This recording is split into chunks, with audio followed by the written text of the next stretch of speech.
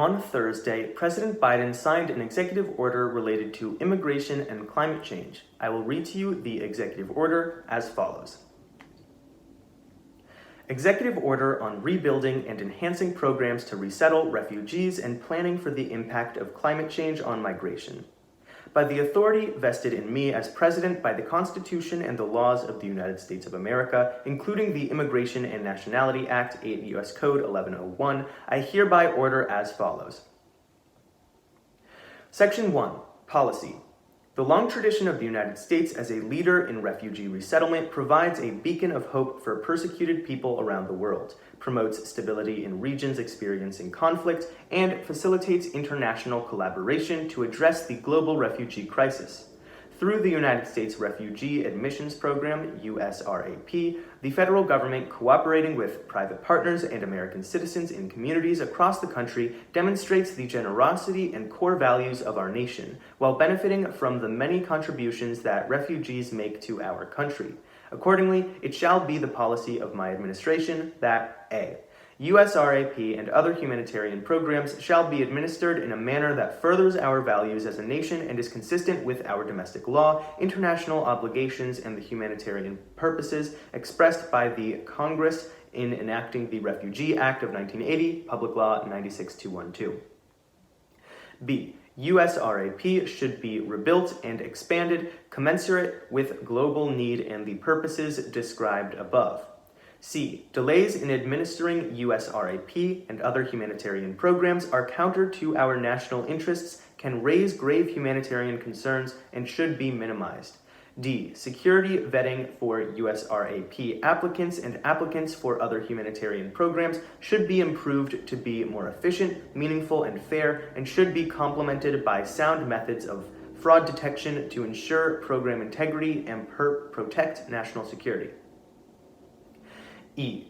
Although access to United States humanitarian programs is generally discretionary, the individuals applying for immigration benefits under these programs must be treated with dignity and respect without improper discrimination on the basis of race, religion, national origin, or other grounds, and should be afforded procedural safeguards. F. United States humanitarian programs should be administered in a manner that ensures transparency and accountability and reflects the principle that reunifying families is in the national interest. G. My administration shall seek opportunities to enhance access to the refugee program for people who are more vulnerable to persecution, including women, children, and other individuals who are at risk of persecution related to their gender expression, or sexual orientation. H. Executive departments and agencies should explore the use of all available authorities for humanitarian protection to assist individuals for whom USRAP is unavailable. I. To meet the challenges of restoring and expanding USRAP, the United States must innovate, including by effectively employing technology and capitalizing on community and private sponsorship of refugees, while continuing to partner with resettlement agencies for reception and placement. J. The Special Immigrant Visa (SIV) programs for Iraqi and Afghan allies provide humanitarian protection to nationals of Iraq and Afghanistan experiencing an ongoing serious threat because they provided faithful and valuable service to the United States, including its troops serving in those countries. The federal government should ensure that these important programs are administered without undue delay. Section 2. Revocation, rescission, and reporting.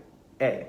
Executive Order 13815 of October 24, 2017, resuming the United States Refugee Admissions Program with enhanced vetting capabilities, and Executive Order 13888 of September 26, 2019, enhancing state and local involvement in refugee resettlement are revoked.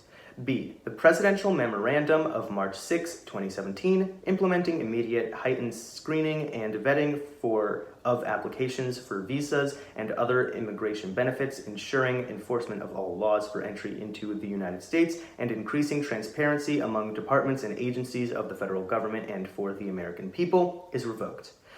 C. Within 90 days of the date of this order, the Secretary of State and the Secretary of Homeland Security shall provide a report to the President through the Assistant to the President for National Security Affairs, APNSA, describing all agency actions, including memoranda or guidance documents that were taken or issued in reliance on or in furtherance of the directives revoked by subsections A and B of this section.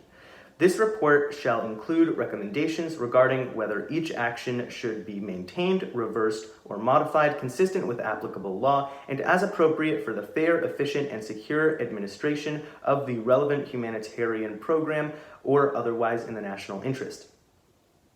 There are further sections to this executive order, however, they go beyond the scope of this video. If you would like to read the rest of the executive order, the link is in the description below.